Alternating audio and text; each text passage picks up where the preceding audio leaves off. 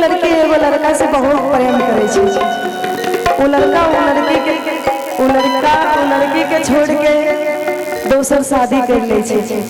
तो लड़की बड़ा वियोग में कहे छे सुंदर सा भाव में कि रे पगला हमारा जब छोड़िए के रहो तो कथी ले हमारा झांसा में तू रखले रही, जब तोरा दोसर कराइए के रहो। हमारा बारे में नहीं सोचले है। एगो लड़की कहे छे, हाँ कल्पना जी कहे छे। अच्छा अच्छा अच्छा कोई बात नहीं, आइए कहेंगे। लड़की कहती है बड़ा ही सुंदर सा भाव में कि पत्थर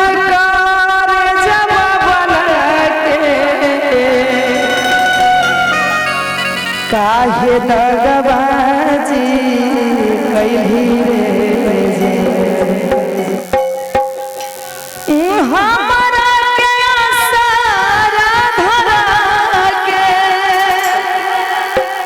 हमरा के सारा धरा के दोसरा के काहे भइल रे जा।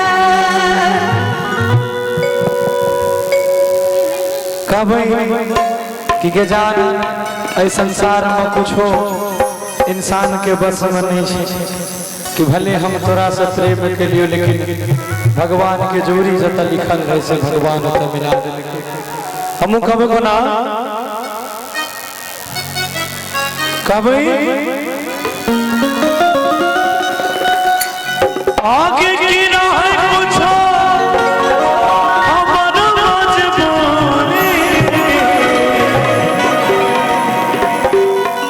तही से दुनिया बन लियोगे जा।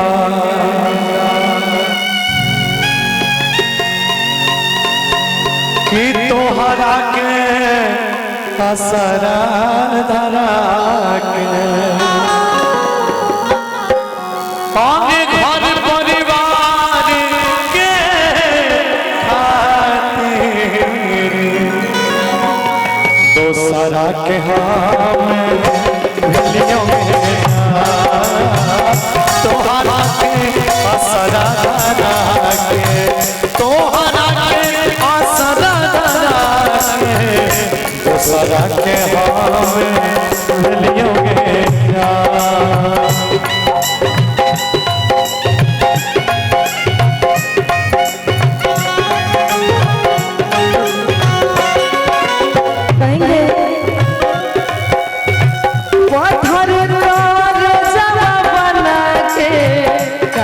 दगबाजी कैली रे जा।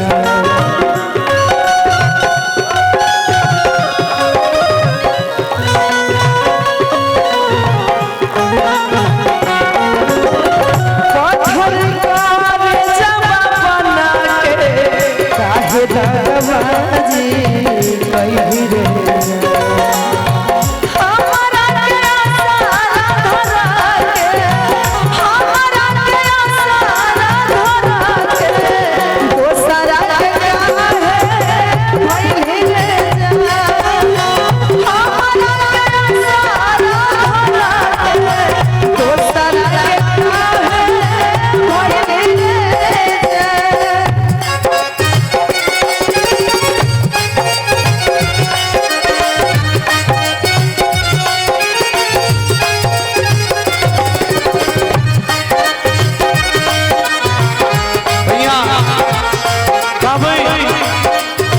बात के जवाब हम कब को ना लिखने वाले लिख डाले, लिखने वाले लिख डाले, मिलन के साथ बिछुड़े असहुल दूर जाए दिन तोरे असहुल दूर जा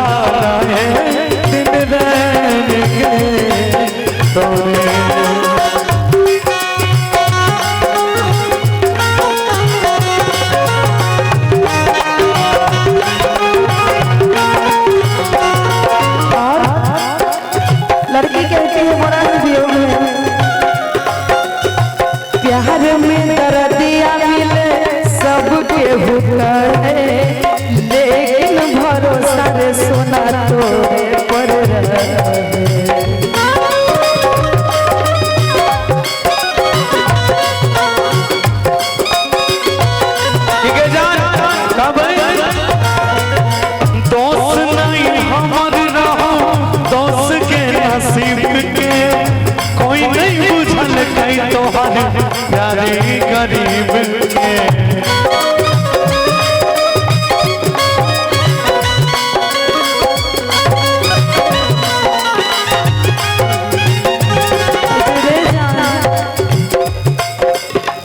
प्यार में दर्दिया मिले सबके भूखे बाकी भरोसा सोना तोरे पर दोस्त नहीं हमारे सोना दोस्त ही नसीब के कोई नहीं बुझल नहीं तोहरे प्यारी गरीब के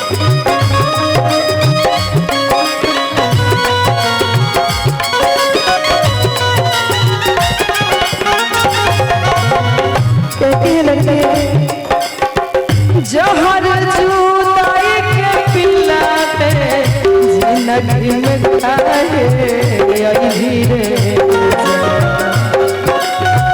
जहर जुदाई के पिलाते जिंदगी में काहे अभी रे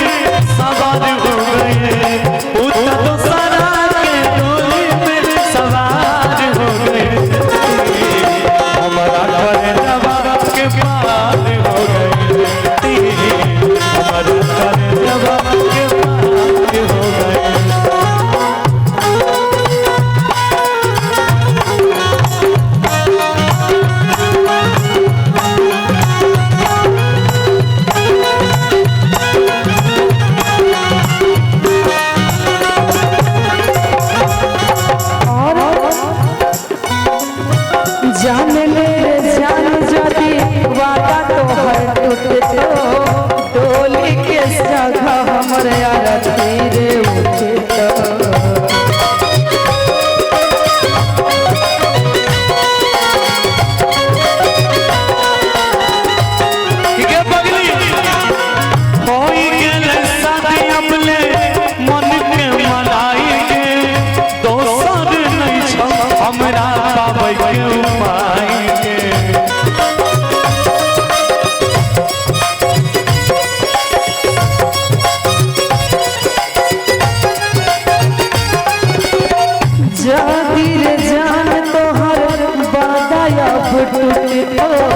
डोली के जगह हमर आरती गुजर होई गेल शादी अब नहीं छलो कोई उपाय के सुन के उसाले तू दिल के समझाई